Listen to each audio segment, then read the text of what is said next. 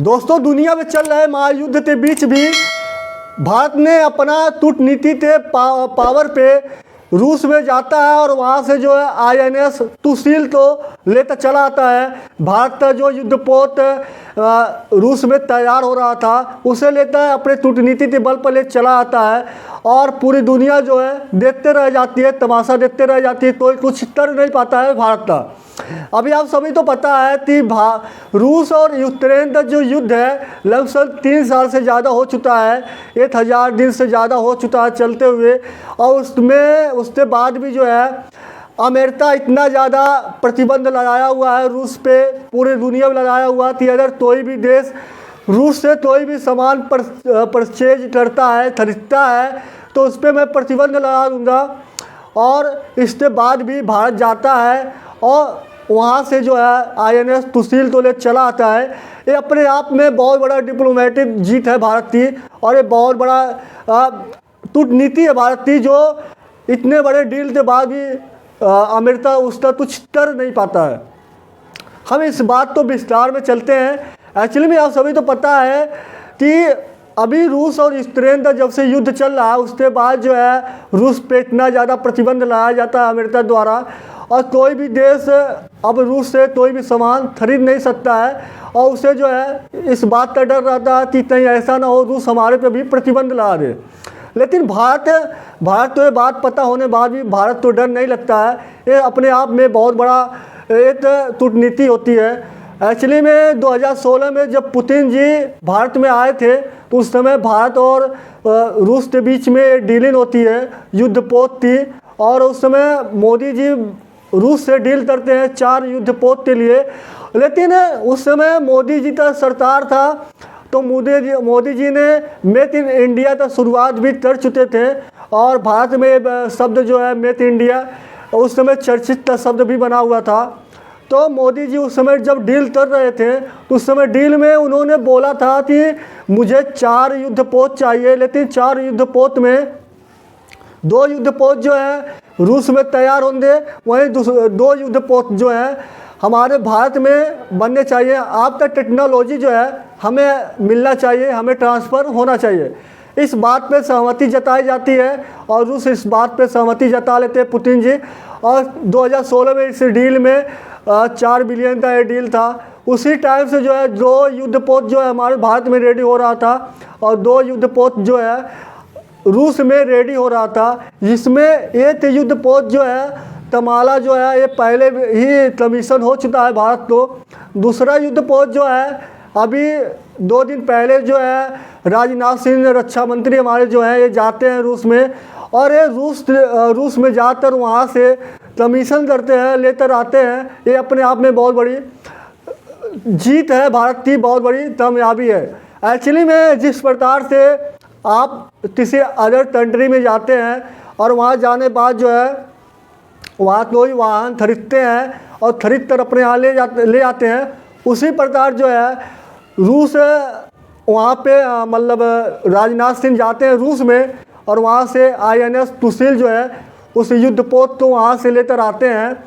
लेकिन ये जो युद्धपोत अभी भारत को मिला है, ये इसका डिलीवरी टाइम जो था, इसे जो भारत को प्रोवाइड करना था, ये सितंबर माह में ही देने का वादा था। सितंबर माह का इसका टाइम पीरियड था, लेकिन अभी दिसंबर चल रहा है, और ये दिसंबर चल रहा है तो इतना डिले तो हुआ। इसके पीछे एक रीज़न था कि जो इंजन होता है, मतलब युद्धपोत का जो इंजन होता है, जो नचाने वाला टरबाइन होती है, वो जो यूक्रेन में बनता है, वो टरबाइन तो यूक्रेन में बनाया जाता है, और यूक्रेन से ही लड़ना था उस युद्धपोत में। लेकिन बीच में जब रूस और यूक्रेन का युद्ध चालू हो जाता है तो फिर इसमें डिले होने लगता है। तो आप सभी तो पता है कि 1 महीना पहले जब मोदी जी हमारे वहाँ गए थे,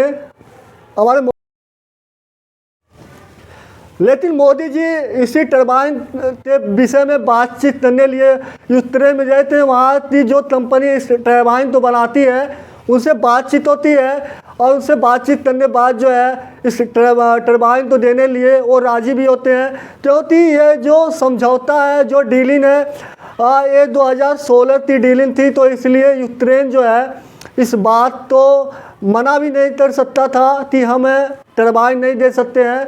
भले रूस और यूक्रेन के बीच लड़ाई चल रहा था, लेकिन यूक्रेन तो ये टरबाइन देना उनकी मजबूरी थी, क्योंकि ये डीलिंग 2016 में हो चुकी थी। इसी टरबाइन की वजह से अभी INS जो तुसील है, इस युद्धपोत तो मिलने में थोड़ा और डिले हुआ है।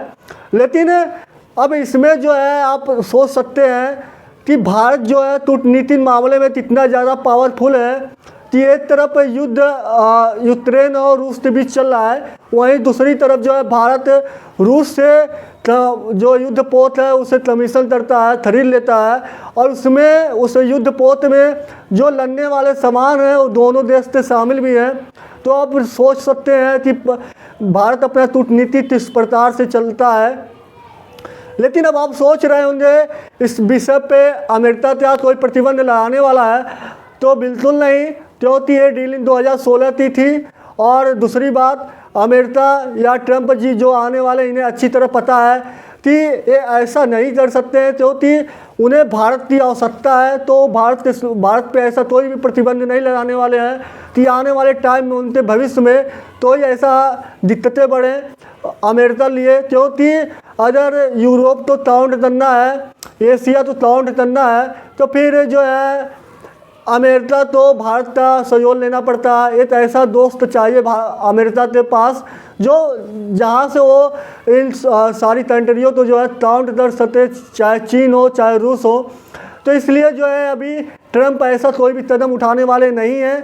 और दूसरी चीज़, जब राजनाथ सिंह वहाँ पर गए थे रूस में, तो जो हमारा अभी यस 400 जो दो वहाँ पे बचा हुआ है, उसकी भी हमारी डीलिंग हुई थी, जिसमें और तो आ चुके हैं लेकिन दो अभी वहाँ पे बचे हुए हैं, तो उनकी भी डीलिंग हुई थी। तो उसके लिए भी उन्होंने बोल कर आया कि मैं चाहता हूँ इसे आप जल्दी जल्दी भेज दें हमारे यहाँ।